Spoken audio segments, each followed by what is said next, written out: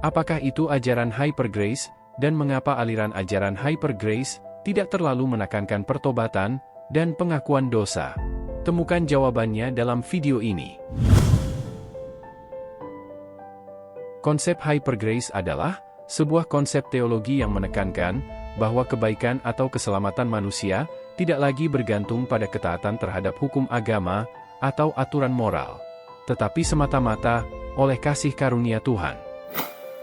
Konsep ini menekankan bahwa manusia tidak perlu lagi menjalani hukum agama atau aturan moral untuk mendapatkan kebaikan atau keselamatan dari Tuhan. Pengajaran Hyper Grace percaya bahwa semua dosa-dosa telah diampuni oleh Tuhan melalui karya Kristus di kayu salib, sehingga tidak perlu lagi melakukan pertobatan atau mengakui dosa-dosa. Mereka berpendapat bahwa 10 perintah Tuhan tidak terlalu penting lagi bagi orang-orang yang hidup dalam Perjanjian Baru. Mereka menganggap orang-orang yang tidak menerima reformasi kasih karunia ini adalah orang-orang yang masih terikat pada aturan hukum yang legalistik, seperti Farisi modern yang tidak menerima kasih karunia. Konsep Hyper Grace menuai kritik oleh tokoh-tokoh gereja, karena pengajaran ini dianggap mempromosikan pemahaman yang salah tentang kasih karunia Tuhan, terutama terkait dengan pemahaman mengenai pertobatan dan pengakuan dosa. Para tokoh gereja berpendapat bahwa pemahaman ini dapat memunculkan kesan bahwa kebebasan dan pengampunan Tuhan dapat disalahgunakan untuk melakukan dosa tanpa memiliki niat untuk memperbaiki diri. Selain itu, konsep ini juga dapat membuat umat Kristen menjadi kurang memperhatikan pentingnya tindakan dan perilaku moral yang alkitabiah dalam kehidupan sehari-hari. Pendapat Hyper Grace tentang pengampunan dosa oleh Tuhan adalah bahwa semua dosa-dosa yang pernah dilakukan maupun yang akan dilakukan telah diampuni oleh Tuhan melalui karya Kristus di kayu salib.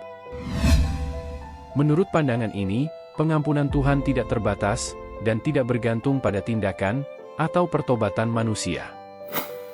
Ini berarti bahwa manusia tidak perlu lagi merasa bersalah atau hidup dalam ketakutan akan hukuman dosa-dosanya, karena kasih karunia Tuhan sudah cukup untuk mengampuni segala dosa. Pandangan Hyper Grace telah menimbulkan perdebatan tentang pengertian kasih karunia Tuhan. Hyper Grace percaya bahwa konsep ini memberikan pencerahan yang lebih dalam tentang kasih karunia Tuhan. Mereka menilai anugerah Tuhan memberikan kebebasan spiritual dan membebaskan tanggung jawab moral kepada manusia. Sementara tokoh Kristen yang lain memandang konsep ini keliru dan menyesatkan, dan dapat membuat umat Kristen hidup tanpa tanggung jawab. Menurut konsep Hyper Grace, nilai penting dari kasih Tuhan adalah bahwa kasih karunia Tuhan sudah cukup untuk mengampuni semua dosa-dosa dan kelemahan manusia. Ini berarti ajaran Hyper Grace menekankan bahwa umat Kristen terpanggil untuk hidup dalam kebebasan, terutama kebebasan akan rasa takut akan hukuman Tuhan. Sebenarnya pengajaran Hyper Grace sudah ada sejak abad pertama. Tertulis dalam kitab Yudas pasal 1, ayat 4, berbunyi demikian. Sebab ternyata ada orang tertentu yang telah masuk menyelusup di tengah-tengah kamu, yaitu orang-orang yang telah lama ditentukan untuk dihukum. Mereka adalah orang-orang yang fasik, yang menyalahgunakan kasih karunia Tuhan kita, untuk melampiaskan hawa nafsu mereka, dan yang menyangkal satu-satunya penguasa, dan Tuhan kita, Yesus Kristus. Hyper Grace dapat diibaratkan seperti orang yang memiliki kartu kredit tanpa batas, hingga membuat orang tersebut merasa bebas menghabiskan uang tanpa memikirkan konsekuensinya.